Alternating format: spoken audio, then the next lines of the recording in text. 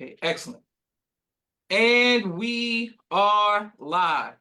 I want to thank everyone for tuning in to a very special edition of Off the Record on the People's Podcast this afternoon. We have an amazing guest with us today, one who's going to give us some amazing information as well as inspiration, and that is none other than the well-educated, verse educator, intellectual soldier, saint, scholar, and just a good brother, none other than Nasser Muhammad. Assalamu alaikum, sir. Wa alaikum salam. First of all, thank you for having me. I think I'm the first and only Drake fan that you've had on your podcast. It's the beef. Is that true? Is that true? I'm the only Drake fan you've had on your I would podcast. say that you're the only Drake fan that didn't switch out. Okay, all right. I stay loyal. I'm 10 toes down. You know, I don't switch up. That is the case. And I'm the only one to come on your podcast to acknowledge LeBron as the GOAT. Okay. Everything that he's doing in the Olympics, everything that he did with the Lakers, everything he did with the Cavs, everything he did with the Heat, back to the Cavs. Hey, we got to talk about all of this. Man, and I look forward to it. Okay, well, first of all, thank you. Shout out to your family. May Allah continue to bless y'all just to keep winning. First of all, let's talk about when you first heard the teachings, for those who don't know, of the Most Honorable Elijah Muhammad. So I'm going to say the first time I heard the teachings was, we got to go back 38 years ago, March 21st, 1986. I heard it in the womb. Okay. And so for a lot of people who don't know, I was definitely born at home, doing Friday night study group. Dr. Alim delivered me, Jackie Robinson's daughter is the one who cut the umbilical cord. And so, Black History fact.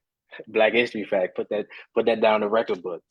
And so that was the first time that, I, heard it, physically, but, we grew up in the teachings. And so. Okay, now we gotta go right there. Let's stay right there. So Jackie Robinson's daughter and Dr. Alim, explain. What's going on? I mean, what you want to say? So I think Jackie Robinson's daughter was the midwife at the home birth, and so Dr. Alim was the one who delivered me, and so that's the story right there. Your mom was there. I'm pretty sure your pops was there.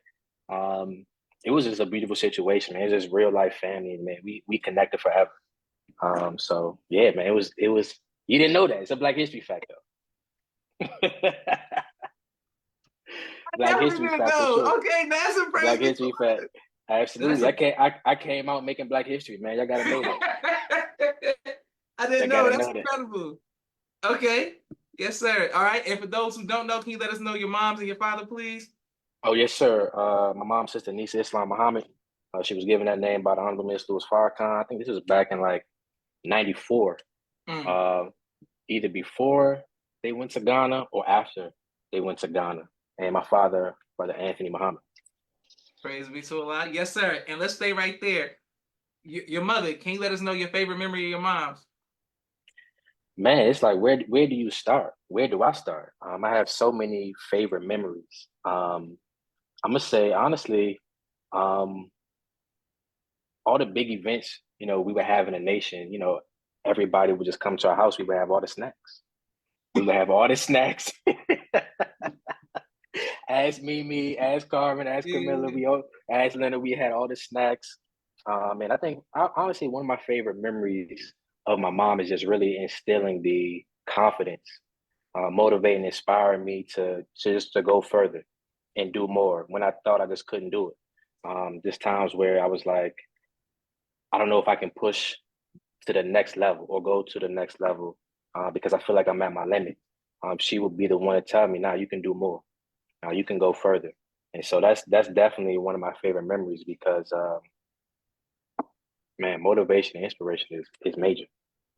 Oh, that's a lot. Yes, sir. And I want to first of all salute Dr. Nisa Islam, absolutely, for doing all the amazing work that put some respect on my mom's name. Yes, sir. But also, now, hey, look, I gotta throw that question back to you. What's your favorite memory? Your mom's? Absolutely. Yes, sir. Okay, I was going to tell you. Well, recently, giving me some motivation to continue on my path and my trajectory with getting my doctorate degree. It's something she was giving me the steps, like go here to get your master's, go here to get your doctorate. So she's always being kind, but mainly is when we were younger with the basketball camps and stuff like that. My parents is not big into sports. And she will be like, no, like, no, I'm telling y'all, like, go here, go. I'm like, so I'm telling my parents, Mama, Nasser, they in basketball camps, they playing, they hooping all around. I'm just killing niggas in the street. You know what I'm saying? I'm like, put me in a real game. Like, put me in this. And the way she had all of y'all, but her as a mother, I just always admire her for that. I always admire how she organized y'all. And like you said, the snacks and the oranges and the things and all, just everything. And I used to be like, yeah, she's always been a great auntie. Hey, I was telling Lenny the other day, I was like, man, I used to, I think he showed me a picture of Uncle Chip, like at Savers Day, he was speaking on a rostrum, and he's like, yo, Nas, where was you at doing this picture? I was like, man, I don't know, but I just reminded me, like, yo, all the times we was going to New Brunswick, those times we was going to New Brunswick or Brunswick in the summertime, I told him I used to always come late because I was doing some type of sports thing, some type of basketball game, some type of camp or something, and I was coming late. So I was definitely heavy into the sports. From when I was younger all the way through college. I didn't stop playing football until I was my senior year of college. I didn't know that. Okay, what position did you play in football? So look, let me see, when I was in Little League, I played almost every position. Offense, I played quarterback, running back, defense. I was playing linebacker, safety, corner. And this is the time where you had to it was by weight. It wasn't by age or anything like that. It was just by weight. So you had to weigh a certain amount of pounds to play. So that was Little League. So that was from like when I was 9 to like through middle school. So I played almost everything. Then when I was in high school, again, when they do recruiting for football or basketball, football mostly, they'll rank you by like, okay, is he a quarterback? Is he a running back? Is he a DB? Or is he an athlete? They just play any position, almost like Travis Hunter for Colorado Buffaloes. Yes, sir. Yes, That's sir. how I was. That's how I was in high school. I played every position. I wasn't limited to just offense or defense. I played quarterback, receiver. I played linebacker, safety. I just played everything. Okay. Hey, and that's the thing, man. I was an Iron Man. I played everything, and I was on special teams: kickoff, kick return, punt return. I literally did everything. So, hey, now everybody that's in the chat, don't ask me for my highlights on YouTube because this was before the YouTube era. Hey, I got everything on DVD, Josh. I got to get everything transitioned to the YouTube. I got all my every game from 10th grade to my senior high school in DVD. I just got to get it put on YouTube. Praise be to God. That's amazing, man. Yes, I don't have any footage. I got some stories. I got some witnesses that'll come and be like, you got articles though. Articles are big too. You got articles. You got articles too? I got articles too. They on the internet. I got articles too. I'm gonna sing some. Let me think. Then of course basketball. Played basketball too. I was getting recruited for basketball, but I chose football. I was getting recruited for basketball, but I chose football just for the scholarship reason. And so, yeah, man, I was heavy into sports. I did track too, but I didn't really take that nowhere. Hey, another little known fact. I ran the pen relays. You didn't know that. I ran the pen relays. I ran anchor and the 4x4. So shout out to everybody that's running the 400 and running the 4x4. Go ahead. Shout out to Quincy Wilson too. Man, he's doing major things. Yes, major sir. things. Yes, sir. 16-year-old Olympian. So Andy from here, and he from here too. He's from DC. I see him trending on Twitter all the time. I see him trending. Absolutely. You can't go wrong with him. Okay, let's keep going. Your favorite memory of your father? Let me see. Favorite memory of my father? Definitely riding around in a cab with him. My father used to drive a cab, right? This is like back in the early 90s. And I would say that's one of my favorite memories because I was able just to learn how he spoke to people, learn how to navigate the city and travel different back roads on the city. And so that was definitely one of my favorite memories just because, a lot of times people come here and they don't really know how to navigate or know how the city's set up. And so I'm able to give them that backstory on how the city's set up and just all the different relationships that he's cultivated over time. It helped me to see how to handle people and how to maneuver with people, how to talk to people, and just have conversations. And at the end of the day, how to find common ground. Because no matter who it is, whether they're white, black, Hispanic, or Asian, I can find common ground with anybody. And my wife would tell you, she like Nasser has never met a stranger, and so it don't matter where we are, whether the grocery store, the street, the carnival, amusement park, school. I'm gonna talk to any and everybody. Anybody that's gonna listen, I'm gonna talk to them. So, yeah, man, that's one of my favorite memories. All praise due to Allah. Yes, sir. Okay, let's talk about the Honorable Mentor Louis Farrakhan. What is your favorite memory with him? Man, it's where do you start again with the Honorable Mentor Louis Farrakhan? I have so many memories, but the one that I'm going to pinpoint or shout out or highlight and spotlight is, I think it was Holy Day of Atonement, 2016, in Newark, New Jersey. And so at this time, my son was just born, and we had the opportunity. It's always an honor and a privilege when you get to be in the presence of the Honorable Minister Louis Farrakhan. And so we had the honor and privilege to go into his room, speak to him say a prayer over our son, and just, man, this is like, man, this is beautiful. Like, this is, well, let me see, like third generation Muslim right here. Of course, my parents, me, and then my son. And of course, my wife was there too. And so it was just a beautiful situation to be able to have that conversation, him pray over our son, and be in his presence. Because I mean, being in the presence of the Messiah, that's different, man. That's different. Yes, sir. Yes, sir. I got many more memories. There was a time in Jamaica too, but we don't have that much time. No, let's go. Let's go to Jamaica. Let's go to Jamaica. Go to Jamaica. Go to Jamaica. Let's go to Jamaica. Again, Holy Day of Atonement. It's something about Holy Day of Atonement. Holy Day of Atonement in Jamaica. Let me see. I was with my father, and we was headed up to. Well, we was with Joshua Farrakhan, and we went to. May Allah be pleased with him. We went up to the Honorable Minister Louis Farrakhan's room, and when I walked in, of course he's in the suite, but I didn't even see him. He was like kind of like in a chair. Where when I walked in, I spanned the room. I couldn't see him, but he was kind of like almost like, I won't say under me, but just real close to me. And so, man, he had on this all white icy Adidas track jacket and track suit, all white with the black stripes. And so just to be in his presence, have a conversation with him, take a picture with him, and just get guidance and direction from him, man. It was a beautiful time, a beautiful situation. A lot of people who have been in the nation haven't had that opportunity, and I don't take that for granted, because it's always an honor and a privilege whenever you get to shake his hand, be in his presence. And literally, I literally had a one-on-one conversation with him. It was me, my father, and his son Joshua Farrakhan in there. And again, it like, what else can you say, man? At that time, you just become speechless, and it almost sometimes feel like, sometimes people are like, oh man, I met Jay-Z, I met Beyonce, I met LeBron, I was starstruck. For me, that was the real starstruck. It's like, man, like, it's just like a blinding power over you. And it's just like, man, when you meet him, shake his hand, get that guidance and direction, get your marching orders. Yes, sir. It's nothing better than that. And that's okay. Those are my two that I want to share. I got many more, but those are two I want to share. Okay. Side note / footnote. Some of y'all in the chat, y'all might see the chain. It's my chain, Omega Psi Phi Fraternity Incorporated. This is the same fraternity that the Honorable Minister Louis Farrakhan is in and a part of. All right, that's it. Keep it going. Keep it going. Yes, sir. Yes, sir. Okay.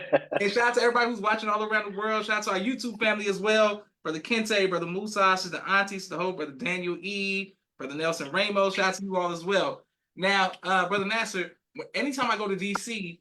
and I'm around the campus of Howard, everybody keeps saying, ain't your cousin the Kappa Nasser? And I'm like, I don't think he a Kappa. So can you explain? They talking about somebody else. They definitely not talking about me, because anytime you come around the campus of Howard University and you mention my name, they're gonna say, oh yeah, he's a cute. He's doing big things in the city and helping out and uplifting the community. That's the one they talking about. They must be talking about somebody. They ain't talking about me. They're talking about somebody. Now my name is very popular, and so they're not talking about me. They're talking about you. Okay, somebody else. Mimi and Naima both say, "Assalamu alaikum, family. Alaikum salam, y'all." Okay, so Nasser, why did you? Wait, hold on. Rewind. And you're gonna have to put this picture on the big screen at some point. Put this picture on the Summer Jam screen. The picture that I sent you. Naima in it. Mimi was in the picture too. We was No Limit Soldiers. No Limit Soldiers of the Tank. We were soldiers of the tank. I think Mimi was boycotting though. She didn't have on no fatigue. Go back and look at the picture. Mimi didn't have on no fatigue. That's on brand. Mimi didn't have on no fatigue shirt. She was boycotting the soldiers of the tank. But Nasser, why did you choose purple and gold? So here's the thing. So of course, I was in college and doing my research. I always heard, the Honorable Mentor Farrakhan tell the story about how he was blackballed. I'm like, well, what was it about the Bras, the Omegas, the Qs that attracted the Honorable Mentor Farrakhan? But of course, in the nation we have everything. We got Sigmas, we got Alphas, we got Kappas. So let me just do my research and see what everybody's about, what they stand for. And so, long story short, I gravitated towards the brothers. And so I did. That's just what I represent. That's what I stand for: manhood, scholarship, perseverance, and up. And so that's what fit me the most. And not to say that there aren't tenets or cardinal principles of any other organization that I can't support or get behind. But just looking at the men, looking at the people who are in the organization, that's what I'm most aligned with. And so from there, I was like, hey, let me get on my journey to start seeking. And so I started seeking, and you know, I came to realize that friendship really is essential to the soul. And so I got friendship is essential to the soul, and I got friendship in all walks of life. So I got the double whammy. You heard me? Yes, sir. Okay. You Man. heard me?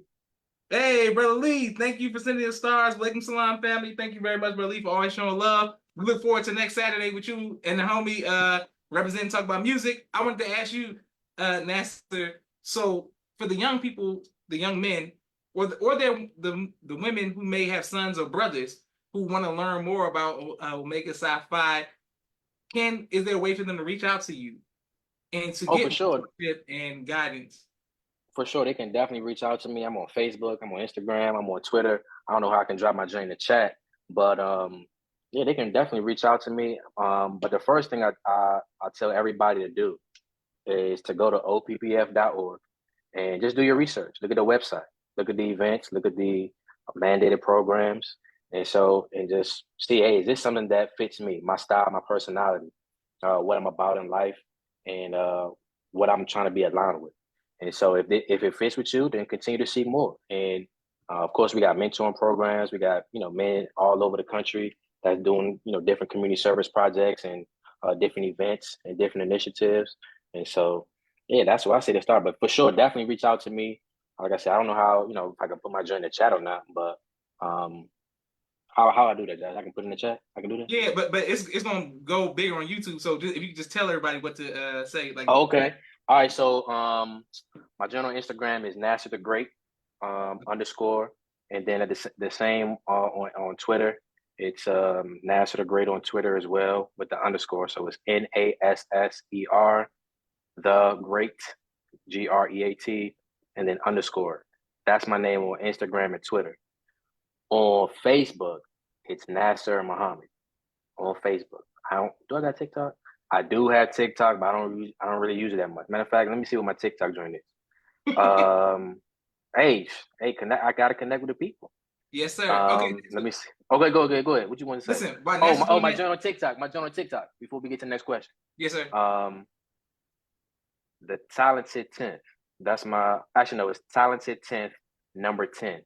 Number 10. Okay, Talented, yes, sir. talented 10th, and then it's the number 10, the numerals, 10. That's my joint on TikTok. So that's what I ain't got no joint on YouTube. I ain't got YouTube. No, I ain't got no channel. Yes, sir. Now, Nasser, you were telling me that there were some notable members of the Bros. Can you let us know? Oh, for sure. Run it down for us. All right. So first, obviously, we had the Honorable Mentor Farrakhan. We got Dr. Ernest Everett Just. We got Dr. Charles Drew. We got Colonel Charles Young. We got Bishop Edgar Amos Love. We have a number of people. We got Shaq. We got Mike. We got. So this is the thing. People think it's. As a matter of fact, I was just in Tampa for the Grand Conclave, which is equivalent to like a national conference where we go to do all of the we change the constitution, bylaws, and things like that. And somebody came to me and said, "Oh, your fraternity, it's like athletic based." I'm like, no, it's not athletic based. People think we only have athletes in the fraternity, but no, we got scientists, we got doctors, we got attorneys, we got judges, we got everything. We have everything. We got educators. We have literally everything. And so I just gave you a sneak peek of everybody not everybody, but just some notable people who's in the fraternity and who have done major things. So yeah, man, we got a lot of people. Yes, sir. Now there's one notable member who is underrated to some, but not. That's me. That's me. But yes, but I'm saying, but a lot of people don't know, but some may do know. He goes Okay. by the name of Mark Diesel. Can you let us Okay, he in the chat? He in the he chat? no, he's not. But I just Okay. wanted to shout him out because he always, ever since we were younger, man, pushes the line and shows nothing but brotherhood and the uncle figure. Absolutely. He let us know sure. What is it like, being as an adult connected with him. Man, like since day one, man, he's always looked out for me. He's looked out for us.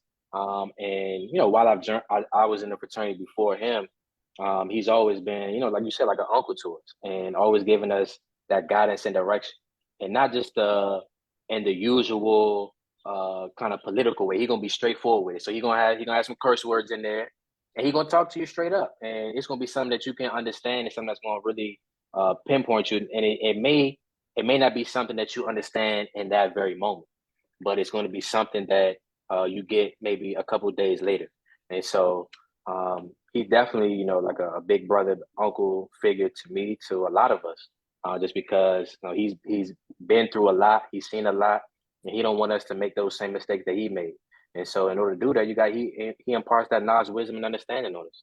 And so it may not be how you want it to be, or clean cut, wrapped up in a gift with a bow on it. It's gonna come rugged and raw. And so don't think about how it's being said. Just think about what's being said. And so when you get that message, like, okay, I see what he's saying there. Excellent. Praise be to Allah. And for everyone watching, please let us know what city you are watching from.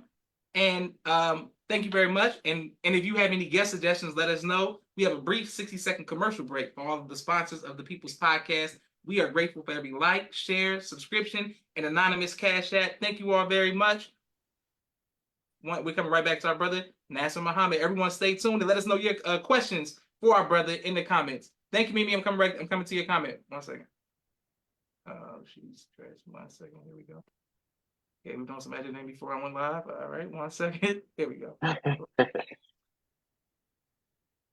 Those services. Sister Miriam's. Those services. 1 second. Okay, hold on, live. I'm here.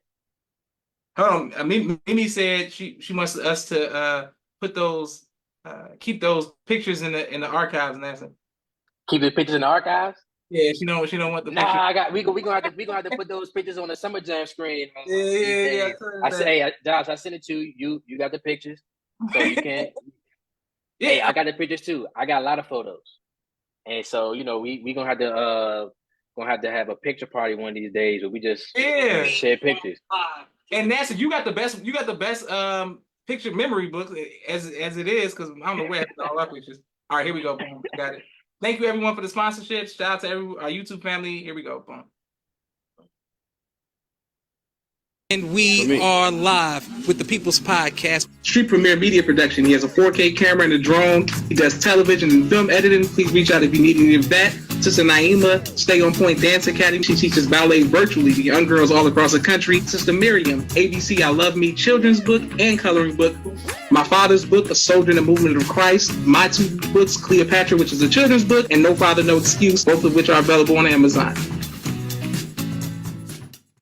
There we go. All right. Thank you all very much. Brother Nelson Ramos, thank you for showing love all the way out of Massachusetts. He said, Assalamu family, beloved family. Brother Nelson Ramos, thank you all very much. And make sure that we also want to show love to Brother Duke out of Canada. He had a surgery and it was successful. May Allah continue to bless and heal you, sir. All right. Brother Nasser, I wanted to also ask you what advice. What's going on right now? There seems to be something that's shaking up the East Coast. It went to Chicago, but it's mainly on the East Coast. We're looking forward to it in the South and the West. But it's something called the Savior's Tour. Let us know what's going on. Oh yeah, definitely got to shout out the Savior's Tour. I was gonna hold it to the end, but definitely got to shout out the Savior's Tour. It's first of all, shout out to Brother Leonard with this idea. He came up with the idea where brothers, they come to a city, and so they converge on a city. And so they go door to door in different neighborhoods in major cities, inviting people out to hear the teachings, the life-giving, life-saving teachings of the Most Honorable Elijah Muhammad. And so this year, Well, this is season 5. Season 5 of the Saviors Tour. We so far we've been in Chicago, we've been to New York, DC, Charlotte. We just was in Jersey. August 10th. August 10th, we'll be in Baltimore, Maryland.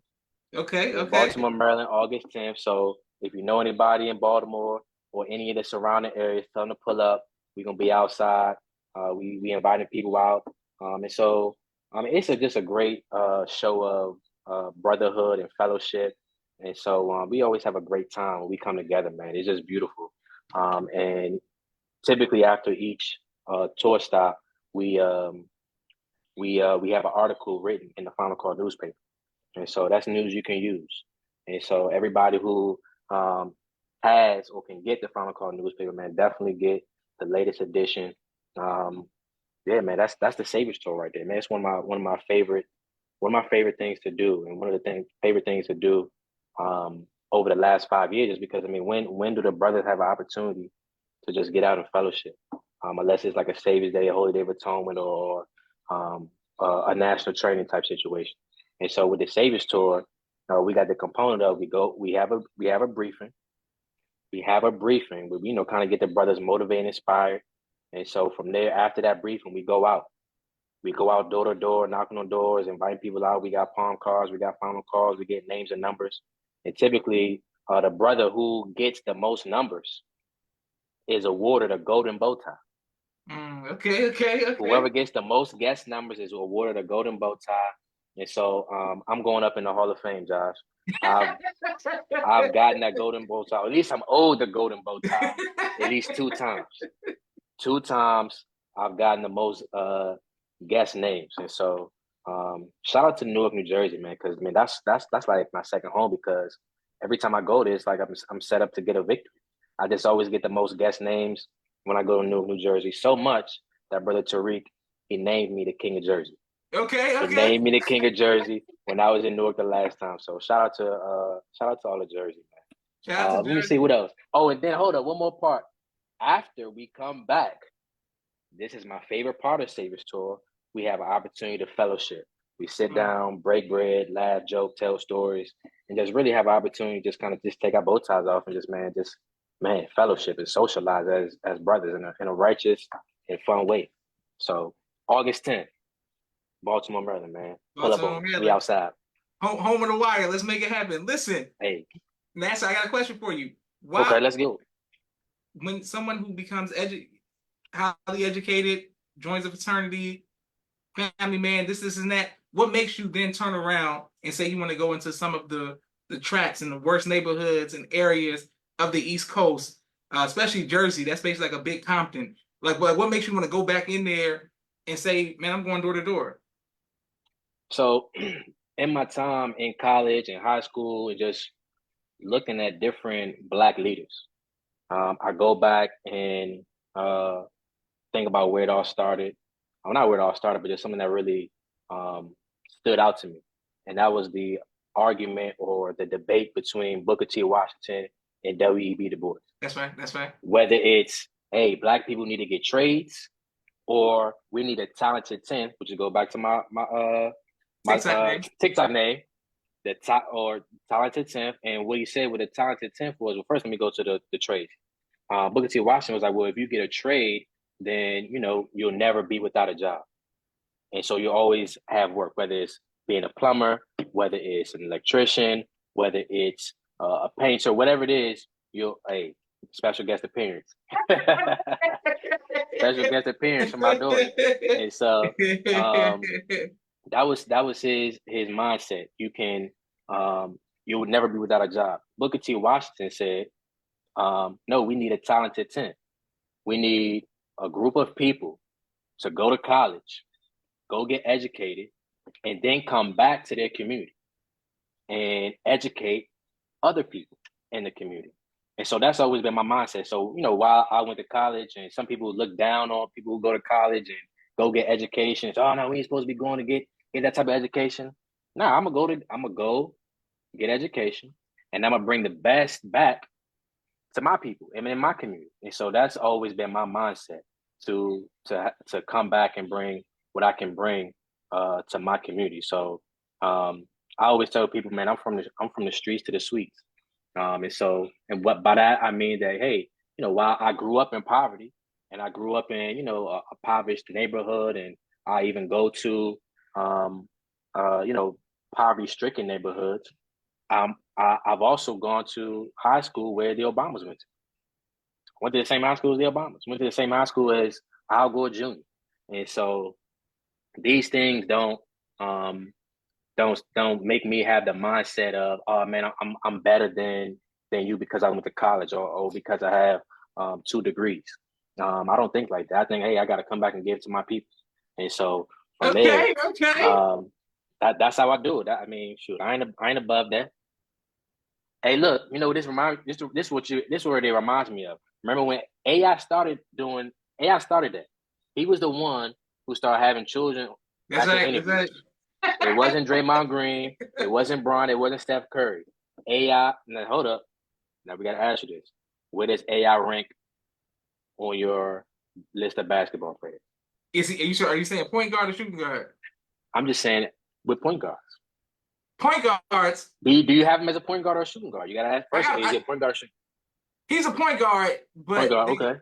They shifted him because of he could score with the Eric Snow stuff. But he's a point guard. Okay. Point guard, okay. He's a point guard. Where do you rank him? Okay, I got Magic, Steph, okay. Isaiah, Tony Parker. People sleep on Tony. Tony Parker.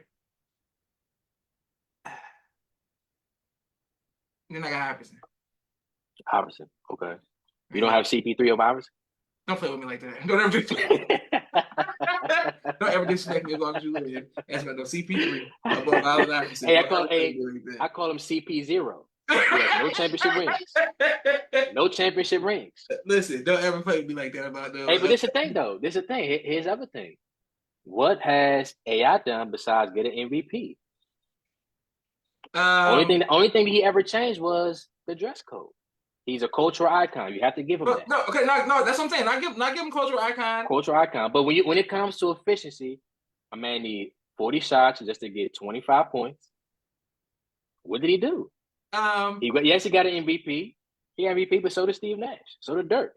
Okay, and I got Steve Nash. Steve Nash top 10 for me. So you know what I'm saying. So you don't have Steve Nash. You don't have Steve Nash over AI. He got 2 MVPs back to back. I feel like Steve Nash with Stoudemire, Barbosa, like the Matrix, the Sean Marion, Raja Bell. His teams were better. His teams were better. His teams were better. So he didn't. Hold up though. But AI had Mutombo. He was deep in the third year. He had Mutombo. He had Mutombo when he was 100 years old. What are you saying? Like he had Derek Coleman with Derek. He had Mutombo. He had Derek Coleman. He was already. And he played with Stack. And he played with Stackhouse. Okay, first of all, don't get me started on Jerry Stackhouse and how he ranks. Like I don't even. If you said Larry Hughes, I give you more credit. But Jerry Stackhouse, Larry Hughes too. It wasn't what everybody thought it was. I didn't know what was happening. Yeah. Okay, but listen, Mimi and Naima are shouting out your daughter. Say, hey, princess. Oh yeah. Showing love. She said, it's my interview. ASA princess. Right. That's what's your daughter's name, so we can call her name. Hania. Okay, so Hania, how are you doing, ma'am? Well, she can't hear you because I got the headphones in. But okay, but she been trying to talk to me. I had to put you on mute real quick. Like, yo, I'm trying to talk, Shawty. What's going on? Okay, but listen, Nasser. Speaking of children, what advice would you give to future fathers? Man, I got endless advice for future fathers. And I would say for me, it depends on which stage of fatherhood you're in. Are you in the fatherhood of the stage of where your wife just got pregnant or your significant other just got pregnant? Are you in a stage where she just had a baby? Are you in a stage of now you got multiple children? I need a more specific question because then I can give you, boom, I can narrow down my advice. What about future fathers? Future father, okay, so you're thinking about it, or your significant other, your wife is pregnant. I would say, boom. So your wife is pregnant, or your significant other is pregnant. Go to all the hospital visits. So all the checkups, everything, be there. So y'all a team. Don't make her feel as though she's doing it by herself. And so Be there for her, make sure you're at all the appointments. She's gonna be going through the ups and down phases of the emotions. And so during that time period, whatever she say, hey, just take it on the chin. Just take it on the chin, because she's going through so many different emotions. It's so much of a roller coaster that she may not even 100% be aware that she's saying these things to you that may be kind of off base and maybe not her usual self. And so you gotta just take it on the chin, because she is experiencing that. So it's a trying time, but it's a beautiful time at the same time.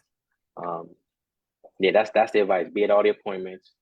Whatever she say, take it on the chin, and just be aware that you're making an investment. So being there for her is going to pay off for you in the long run.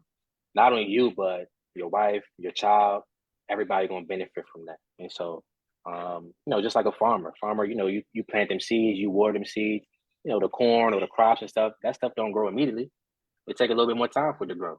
And so, you just gotta take your time with it. Just keep doing your thug or doing your thing. Yes, sir. Okay, I got to say right there, with the one of the main things that people who watch people's podcasts are aware of is Joshua Leonard Muhammad's being uncomfortable with the thought of being in the delivery room and catching babies and all of that. Man, how did you handle that? Look, I cried twice. I don't care. I don't care if people know that I cried twice. And for me, like the first time, my son, he was born, and at that time, I had on glasses. I used to wear glasses, but now I got LASIK. I got LASIK. Okay. I got LASIK in 2016. And so after my son was born, he came out of the womb. Like it literally was like I saw God. And from that experience, I had to like walk away. I took my glasses off, and then like I was literally crying. And so the nurse was like, "Oh my gosh, where's that? Where's that? You need to come cut the umbilical cord. Come cut the umbilical cord. Where's that?" And so from there, the doctor was like, "Oh well, he can come cut the umbilical cord as soon as he stopped crying." And so it was just one of those times, like, man, like I'm really, I can't believe that I'm crying during this time. And so it was just something that just came over me, just a wave of emotion. And then, of course, when my daughter was born, same thing. Like I literally had to walk away, because like, man, like it's just a wave of emotion that just comes over you, and just tears start coming out. But when I was in the doctor room, the doctor was just like, the nurses was just like, it's just something that happens. Like even some of the nurses and the doctors, they cry. I don't know, I can't remember exactly what it's called, but it's like some type of, I don't say it's a drug, but something that just comes over everybody, just because like so much pain and so much anguish. It's just kind of like nothing you can do when your wife is in that position where she's just so vulnerable and just going to death's door. And so, man, it's a beautiful situation. My daughter, look, she's trying to steal the show. It's her podcast. Look at it. Okay, great. Now listen, Mimi and Naima, they came to the podcast episode today a little late, so y'all missed it. Dr. Alim delivered Nasser, which is like people's podcast history. We tying all of this stuff in. This is great. Absolutely. Okay. Well, I wanted to ask you about fear. Have you ever been faced with fear? And if so, how have you overcome that fear? I've definitely been faced with fear. I would say, just, man, being a father, being a husband, like, that was a fearful time for me, just because it's like, there's no blueprint. There's no thing that says, hey, this is how you do it. Here are the steps you got to take. And everybody does it differently, because there's no blueprint. You can make mistakes, and you're dealing with other people's lives, whether it's your wife, whether it's your children, whoever it is, somebody's going to be affected by the decisions you make. And so because of that, you can have fear placed inside of you, but then you have to remember, okay, I fear no one but Allah. And whatever happens is going to happen. I'm just going to do my best to overcome any challenges that are put in my path.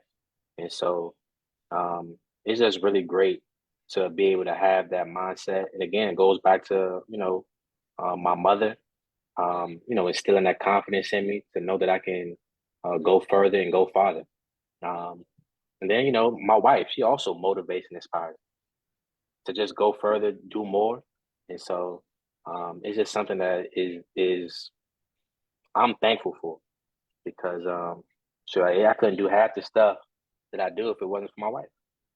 Praise be to Allah. Yes, sir. Yes, sir. Well, speaking of your wife, one of my favorite movies is Meet the Parents. And the reason I say that is because Hold on, Meet the Parents or Meet the Fockers? Which one? Meet the Parents. No, Meet the Parents. I like Meet the Fockers is good too, but Meet the Parents is You don't like Meet the Fockers?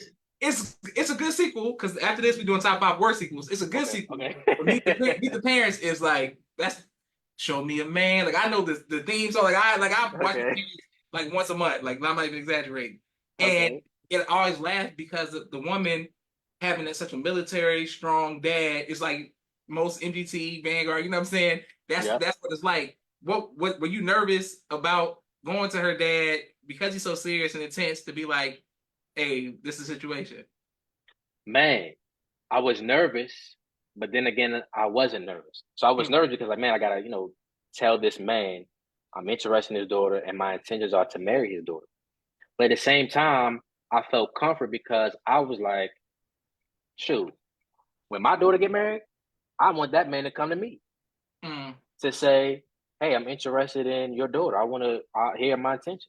I want to ask for her hand in marriage. And so I wanted to be able to say to my son, I wanted to be able to say to my daughter, here's what I did when I was asking for mommy. I went to Pop and I told him these words and I shared these words and then we had a meeting. And so it was me and my father and we all sat down as men and we had that conversation on, what the next steps were in regards to courtship and how we going to handle things moving forward. And so it was just a beautiful situation because like I said, I wanted to be able to say to my son and my daughter, this is the right way to do it. And of course, some people feel, oh man, that's too traditional, and men don't need to do that no more. Or what if the dad is not around? Well, the dad is not around. Ask an uncle. Ask the older brother. Ask a younger brother. Ask one of the men in her family, and talk to them. Just because, to me, in my mind, that's how it should be done. And so, that's how I did, and that's what I'm gonna tell my son to do. Yeah, What's your take on it? Should men do that, or is that an outdated practice? I believe it's each case is specific, each specific case. But I think that's the civilized, honorable, respectful thing to do. So when Destiny Child was on tour, Matthew Knowles came to Chicago. I'm in Naperville. I go to Matthew Knowles. Hey, look, you know what I'm saying? It's a situation. You know what I'm saying? These look good in the no video. What can we do? Let's set this up. Let's see how things go. You know what I'm saying? I didn't want to talk to Tina Knowles. You know what I'm saying? Right, I didn't want to I would go straight to Matthew Knowles like a man. Like, what's happening? Right. You know what I'm saying? What's happening, cuz? You know what I'm saying? Man to man. And I think that's the right thing to do, respectful thing to do. Especially what I've noticed is, especially with my friends, my brother, you, so many other people, Leonard, everybody who has daughters, they come back. You know what I'm saying? They come back to you respectfully. Come back. So you want to have that same, keep that same energy. Yeah. And so I'm gonna tell my daughter, hey, this is what I did, and that's the most respectful thing to do. So yeah, like you say, it's honorable and respectfully. Yeah, that's respectfully. Praise be to Allah. Okay, listen, Nasser, let's talk. We got to talk about my big homie, the OGs and mentors who helped protect us when we were all younger. He goes by the name of The Cure. The second best point guard to ever come out of the nation behind me, only behind myself. You know what I'm saying? Hey, where do I fall? Where do I fall in that? Where do I fall in that? You like number 3? I'm number 3. Wow. And I remember when Hakeem came on this joint though, he said, I got the most trophies out of both of us. He said I got the most trophies. But go ahead, I'm gonna let y'all do your thing. But yeah, what is it like having Hakeem as a big brother? What has that been like? Man, and this is me giving him his flowers right here, right on the People's Podcast. He is a big brother and like a father figure at the same time. Because when it came to how how to talk to girls when it came to what music to listen to. And that's why we got to put that picture up on that Summer Jam screen, because we was listening to No Limit. Okay, we can have a popsicle in a little bit. We was listening to No Limit. We was listening to Cash Money. Yeah. And so it was like he put me on to all the music. I mean, Jay-Z, Biggie, again, like, you know, taught me how to catch a football, how to play basketball. We used to be at the basketball court in the morning, and I was a rebounder. That's all I could do. I just rebound and pass the ball. Don't shoot, don't dribble, just rebound and pass. And that's honestly how I became one of the best passers in the area, because all I did was I passed my big brother the ball all the time. And so, but at the same time, I got to see his work. I got to see his determination. I got to see his commitment to a sport that he loves. And so now he's instilling that same dedication, commitment, and hard work into his son. And so my nephews. And so it's beautiful to see. Man, like I said, I'm giving him his flowers, because he gave me the game, just literally taught me how to be a man, because I was able to see it from him. Music, how to talk to girls, how to navigate. He told me every man got to have a code. And so I got that from him. Sure, we got that from him. Ain't that the truth? Yes, sir. Yeah. People, the book No Father, No Excuse, available on Amazon. There would not be, if it was not for Haki teaching me how to put a condom on. Pause. Oh, yes, sir. how to do everything. I would have had like 12 children. My man. He Haki was like, don't like I'm just saying, I was out here like, you young, pops on the road. It was Haki who was like, nah, hey, no sir. This is what life is. This is what all that I got that from Haki. I didn't know that. Every girl you talk to, you know. I didn't know that.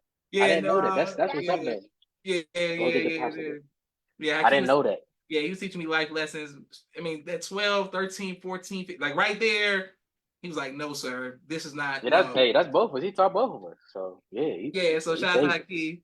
Absolutely.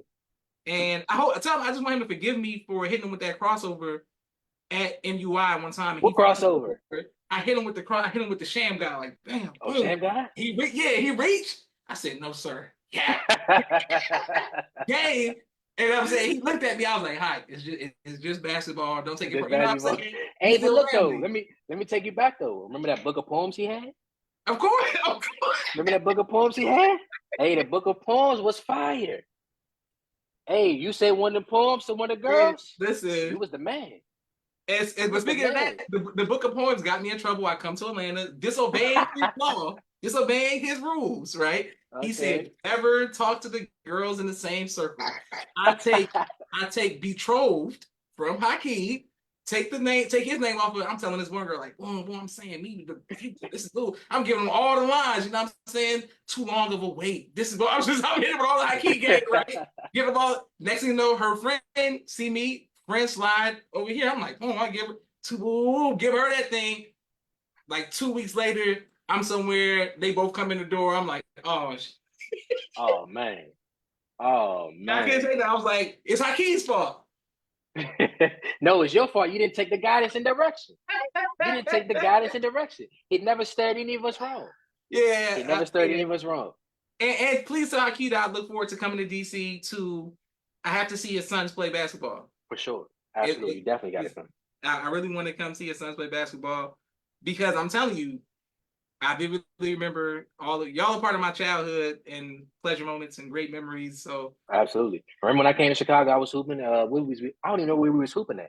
We was in Naperville somewhere. We was at the outside courts. Yeah, probably the bridge, probably up the street from my house. Hitting everybody with their hands up. Like, you had the hezzy before everybody else. Before everybody had the hezzy. Yeah, I was like, okay, that's Yes, for sure. All right, listen. Now we had to ask something. Everybody who's watching, question we ask for everyone: what is your favorite album of all time? And I need to know, because I know it's either Section 80, Good Kid, Mad City. Which one is it? Let us know.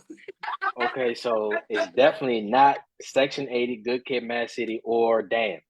None of those. Butterflies. None of those. Yo, it's hard for me to decide on what is my favorite album of all time, just because I enjoy music so much. and I like music a lot. But if I had to pick one of my favorite albums of all time, I'm going Carter 2. Okay. You did not expect that. You didn't expect that. I'm going Carter 2. Wayne, one of the GOAT rappers too. Best rapper alive. I'm really YMCMB till I day I die. YMCMB for sure. Absolutely. Three of them behind me. You got Wayne, Drake, and Nicki. You know what I'm saying? YMCMB. Absolutely. I'm going Carter 2 as one of my favorite albums of all time. Nothing against Drake because he was my favorite rapper. But Wayne is one of the GOAT rappers. He really is. He got endless hits. And so a lot of people sleep on Wayne, but go back and listen to the mixtape Week. Go back and listen to it. It's not even close. It's not even fair. Go listen to the Dedication series. Listen to Sorry for the Wait. Listen to No Ceilings. No Ceilings. I mean, yeah, it gets crazy. It's scary hours. It's scary hours. See, you just scary. My bad. What did I say? What did I say? Listen, you can't go wrong with the Carter 2. You might be the first person to ever say Carter 2 here. Let me ask you, what's been some of the other albums, and so what's been some of the other albums that's been said? And then my next question is, what's the best Wayne album? Carter 3 is the best, hands down. It's people only say Carter 3 just because that was his biggest, most commercial album. It took everything. It was like, I am here.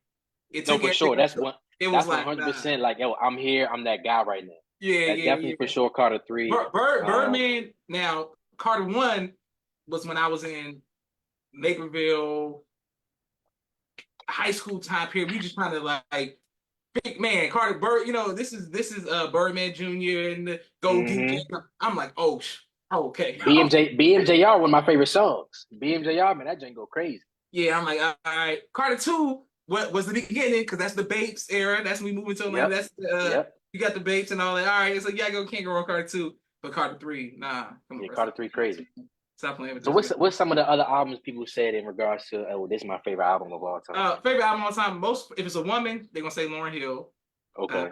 That's just the most basic thing they're ever gonna say. But I can't remember who released the article, but somebody I don't know who it was. I gotta go back and find it. But they said that that was one of the best albums of all time. Lauryn Hill. I agree. It's the best album of all time. Best hip hop album. I don't agree with that. I agree with that too. It's not a hip hop album. It's all singing. I'm like, she's singing the whole time. Absolutely. And stop sleeping on the Pink Print. Stop sleeping on the Pink Print. Yes, definitely stop sleeping on the Pink Print. I rock with Nicki Minaj. Bro, Pink Friday, all like Nicki, like stop playing. Roma Reloaded, Roma's Revenge. That's what are we saying? Most albums, if it's the uncles, they're gonna say, it takes a nation of millions to hold us back. Okay. Blueprint. Okay. Get What You Die Trying. Of course, College Dropout.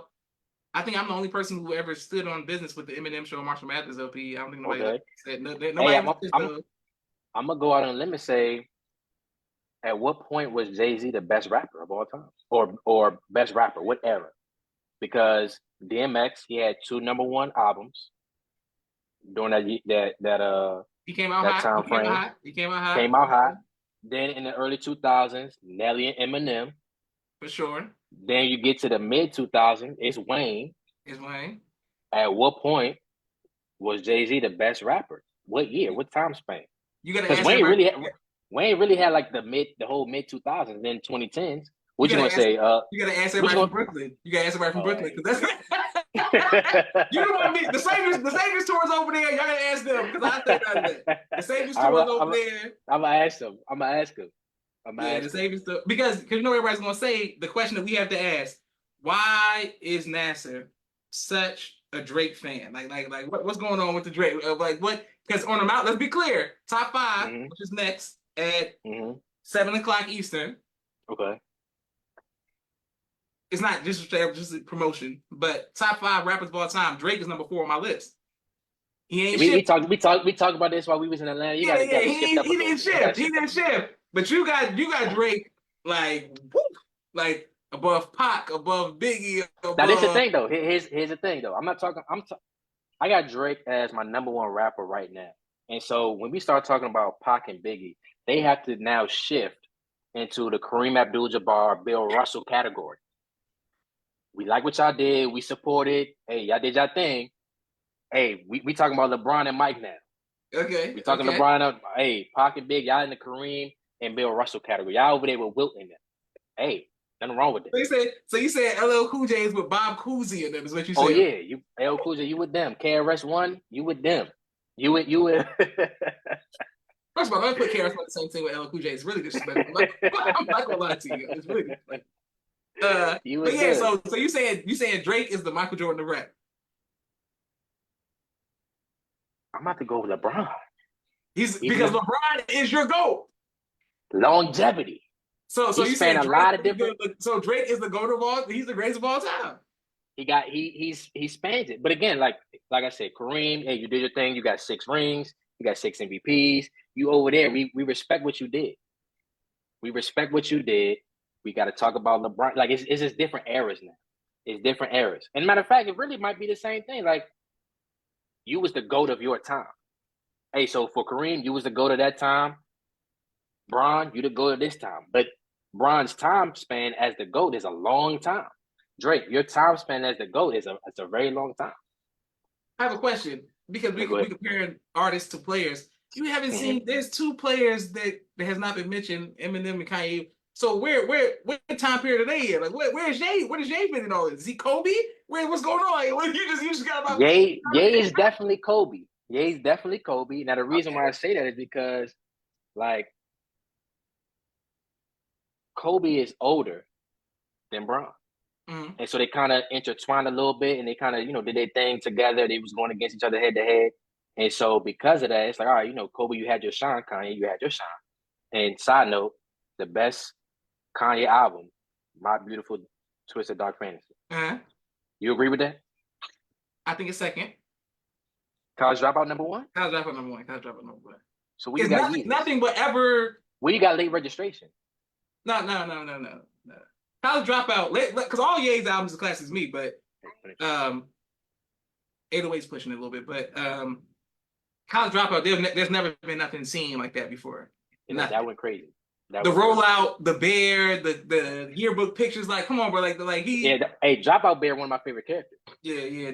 My Dark Twisted Fantasy number 2, but he was already established before that. College Dropout came out, everybody was wearing big clothes. That's true. Polos, the backpacks. Robin, you know what I'm saying? And he come out of nowhere. It's like, nah, respect my art. Like, respect the craft over here. Let's keep it about art. And it's like, so you saying he got people in the polos and the backpacks.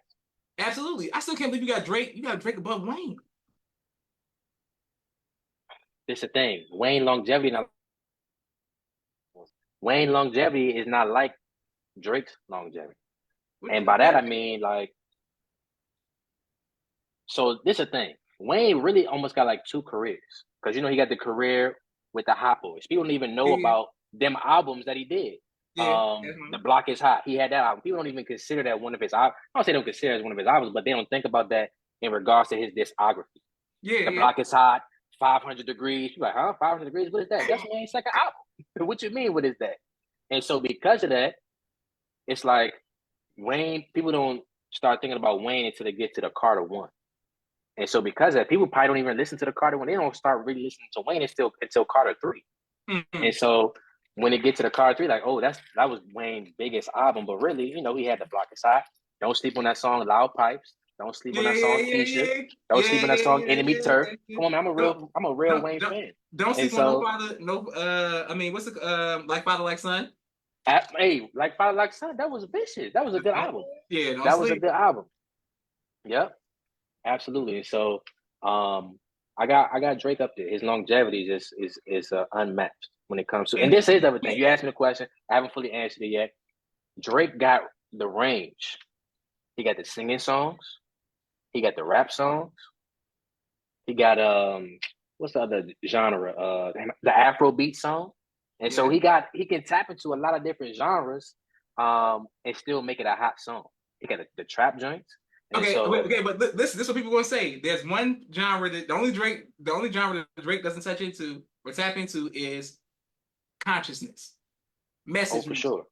For sure. So you saying it don't even matter that he don't have a keep your head up or something like that. Like it don't even matter. It's just like it don't See, matter. I'm glad you mentioned Pac, because he's the only conscious rapper that I know that went backwards.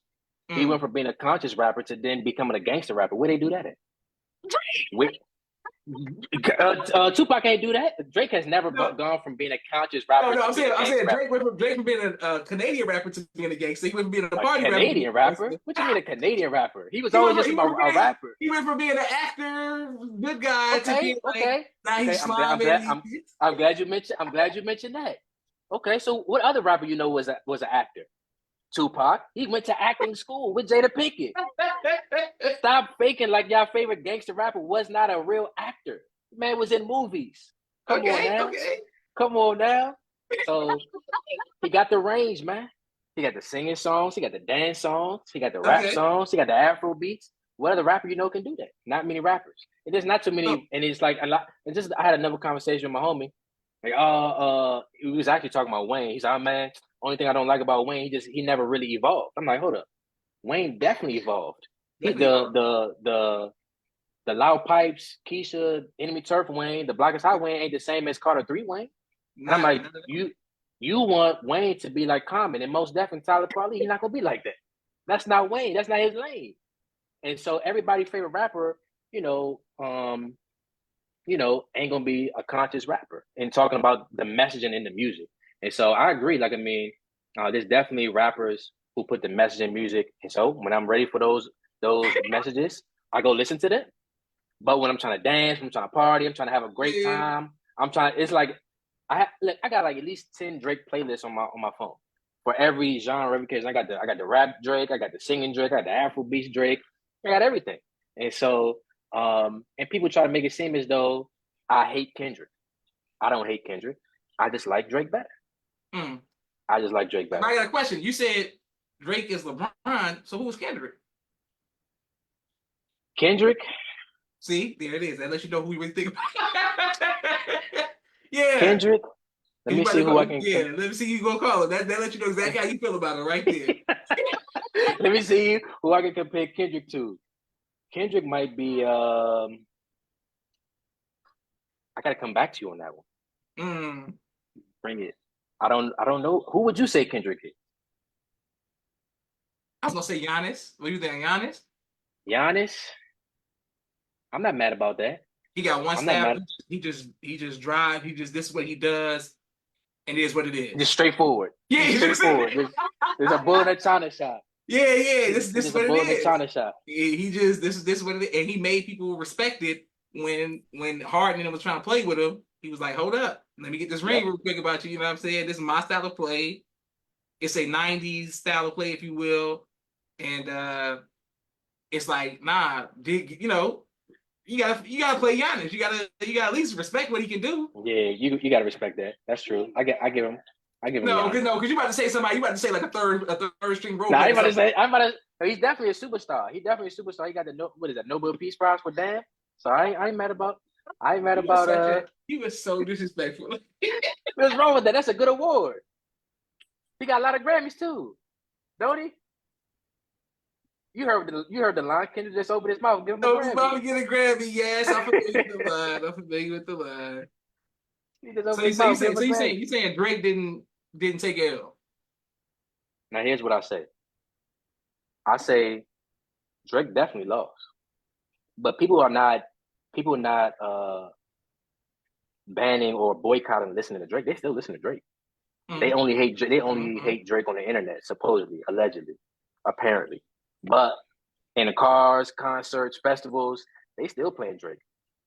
And so, hey, every rapper take a loss every now and again. Jay-Z took a loss. Hey, it is what it is. Why is that your favorite thing to go to? Take everybody else down with you, like, oh, Tupac, he's the actor. Jay-Z took a loss. We gotta put everything in context. We gotta just put everything in context. Don't try to make it seem like my man never took a loss. Don't try to make it seem like my man didn't. Hey, he took a loss. It is what it is. He gonna go back to making hits now. He gonna go back to making hits. I heard he got some new music on the way. That's what I'm hearing. Listen, speaking of that, anybody who has any connections with DJ Academics, I would like to interview him because I just want to know what type of loyalty Like, how do you? How are you that? I've never seen nobody that loyal. I'm like, Yeah, I gotta get somebody loyal like DJ Academics. Me either. And let me go back to Kanye though. Drake. Well, okay, let me go back to the beat. So Drake definitely took a loss, and I think it's because Kendrick had the better lie. He had the better lie, and he was the one he had like pre-recorded diss tracks.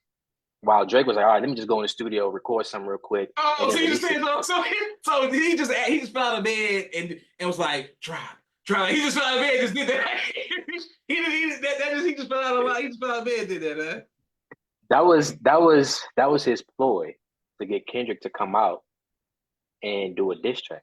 I didn't think Kendrick was going to respond because he never really is. He hasn't been in a rap beef before. Before Drake, who has he battled? Drake is the most battled.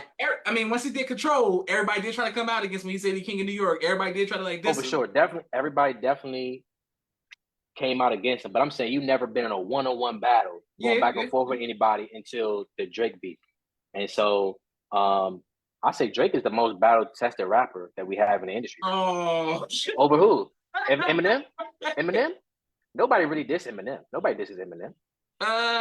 Nobody diss Eminem. A few. Eminem had it. Who? Benzino? Come on, man. Benzino? A few people take shots at Eminem. Who takes shots at Eminem? I don't know anybody. A lot of besides Benzino. A lot of old school people. Because I'm not gonna bring up the new people because it's really disrespectful to even mention Nick Cannon's name in the same brand. Okay. But Benzino would be like the major people. But he had Cannabis. You know, he had people trying to like diss him. Come on now, no big time. Lauryn Hill doesn't like Eminem. Like Lauryn Hill makes it clear. Lauryn Hill makes it clear. She don't like Eminem. And then the other thing I was going to say was Drake only really looked at Kanye as his true competition.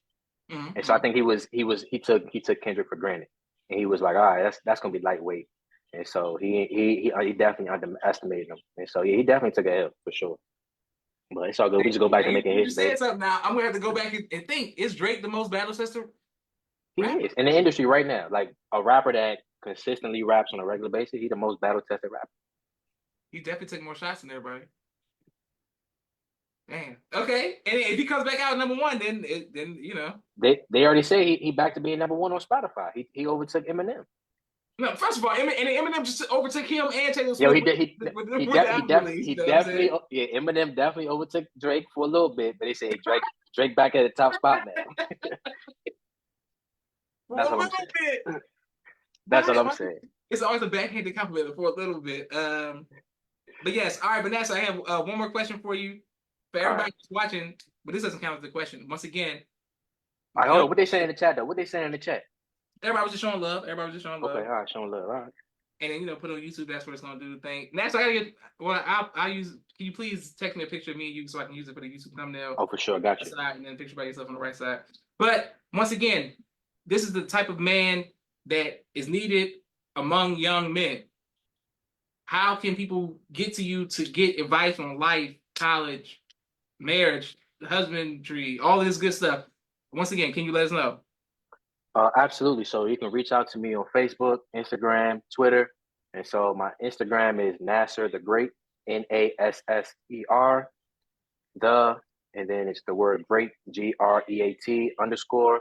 That's my Instagram and my Twitter name. Excuse me, and my Twitter name. And then on Facebook, it's Nasser Muhammad. Just send me an Instagram, add me on Instagram, Twitter, Facebook, whatever it is. And I'm also on TikTok. My TikTok is Talented 10th, TENTH, and then the number 10 on TikTok. So I'm on almost all the platforms. I ain't on YouTube though. Yes, sir. And now, Nasser, what would you like your legacy to be? Man, I want my legacy to be the amount of people I bless is how my success is measured. My success is measured by the amount of people I bless. And so whether it's connecting people, giving advice, words of inspiration, motivation, teaching them some type of skill, teaching them some type of way of life, or changing their perspective on things, having them see things through a different prism. I want that to be my legacy. My success is measured by the amount of people I bless, and so I'm always out to be a blessing to somebody because I'm already blessed, man. And so because of that, that's what I do. I don't hold back no blessing. I just pay it full. All praise due to Allah. Yes, sir. And I look okay. So they were during the pandemic. We were doing these things called verses on people's podcasts, and Leonard came on and got obliterated by this dude named Michael because it was what was his category? It was Kanye songs verse for real. And I told Leonard, I said, do not make Ye lose. And his first like 10 underground Kanye songs, and Ronald just hit him with underground. He ain't coming no classic. And he lost. And but yes, when he lost, I was like, because I really wanted Leonard to come back on with you just to hear the different sides, because he's how I feel about Eminem and Kanye is how he feels about Kendrick, and apparently how you feel about Drake. So hold on. Who let's say his favorite rappers are? Who you say his favorite rappers are? Kendrick. See, that's the thing though. You gotta understand his favorite rappers is really Lupe Fiasco, Joe Budden, then Kendrick. Those are his favorite rappers. I didn't know that. And I'm a Lupe fan. I know Leonard like Lupe. He definitely like Lupe. Because when Kick Push came out, we was in college. He had a skateboard on campus. So I didn't know that. Now I remember how the Leonard's Joe Budden era was like I used to get so I like Leonard, don't quote Joe Budden to me more. This before the clock gets all that. He used to be like, I come in the room, niggas, I'm tired of looking at niggas, snap your fingers looking at. I was like, Leonard, I don't hear no more Joe Budden diss tracks against Atlanta music, against nothing. He used to be like the breakup songs. He like Leonard. Yeah, those are his favorite. Those are his real favorite rappers. Yeah. Lupe, Joe Budden, Kendrick. That's great. I didn't know he liked Lupe like that. Okay, good. Okay, I got it. Yeah. You gotta ask him about that. Yeah. All right. Well, I'm sure he'll see this. Inshallah. All right, Nasser. Publicly, I want to thank you for just being a man, just being loyal during tough times, my brother. I love you, man.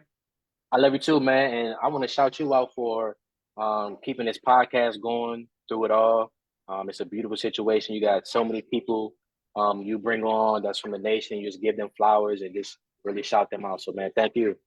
Praise be to Allah. I mean, Nasser, where can we see listen to the Saviors Tour podcast? Oh man, it's on Spotify. Just search Saviors Tour podcast, and you'll be able to listen to those episodes. And it's really a lot of behind the scenes stuff and just things that people don't see or get to hear from the pictures. You know, we definitely have an Instagram page too, the Saviors Tour on Instagram, and definitely follow that page because we always putting out the highlights of the Saviors Tour. So that Instagram page is the Saviors Tour NOI. Follow that page for sure. But go listen to the podcast. The podcast got just behind the scenes stuff that you just don't hear about. We ask them different questions. We ask them about, what's your favorite city to go to? Why is that your favorite city? And so, man, it's just really a beautiful situation. Yes, sir. And I have a question. Are you all? Is the Saviors Tour like Bob and the Source in the 90s versus East Coast bias? Are you ever going to go to the South, or you ever come to the West Coast? What's going on? No, it's definitely not like the vibe East Coast bias. We definitely want to come to the South. Do you consider Charlotte, North Carolina South? It is, but not South Side. Oh, you were the dirty South. You were the dirty not the South. nation sense. Like, that's like Virginia. Virginia's technically, okay. You know what I'm saying? Okay. So yeah, we definitely trying to hit Atlanta for sure. We definitely trying to hit Atlanta. We trying to hit I'm saying, what about Houston? We trying to hit Houston. We trying to go to LA. I mean, shoot. The thing is, this is the thing. If you want us to come to your city, y'all gotta come to one of the Saviors Tour stops. Come to Newark, come to Jersey, come to Baltimore, and then boom, we'll come to Atlanta. Okay, because I'm just letting you know. By the way, when you go to Houston, this guy, making phone calls. We mob tied up there, so make sure nothing happened to y'all. Y'all good. You know what I'm saying? Especially when Jay Prince finds out that you're a Drake fan. You know what I'm saying? You're real good. You know what I'm saying? Oh, we're gonna be locked in. He gonna lay the red carpet for you. Matter of fact, he gonna lay the purple carpet for you. The purple carpet for you, yes, sir. All right, love you, Nas, and Assalamualaikum to Sister Hania, and shout out to your family. Appreciate it, Josh. Love you, man. I love you, brother. I really do. You're a brother to me. Yes, sir. I love you more, Nasser. Thank you very much, man. This means a lot. Thank you all for watching. This is Joshua Leonard Muhammad signing off with the People's Podcast. Assalamualaikum. Thank y'all for watching. Boom.